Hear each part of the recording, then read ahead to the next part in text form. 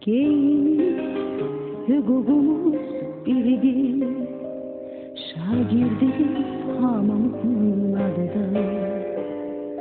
Elə bil ki boyumuzda eynidir, aman Allah ne xoşbəxtlik biz onda. Bir müəllim töhmətiydi dərdimiz, bir töhmətdən için yanırdı. Hələ ondan bilmirdik ki bunu biz bir gün necə həsrət ilə anarız. Dünya hələ bizim üçün ağırdı, min arzun alışırdı, yanırdı. Özümüzü biz hamıdan ağır, özümüzü nə bəxtəvər sanırdı.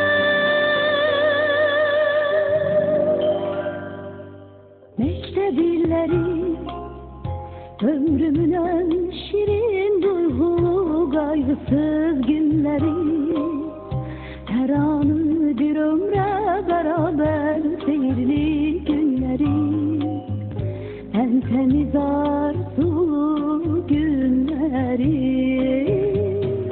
Məktəb illəri, ömrümün ən şirin duyğulu qaygısız günləri,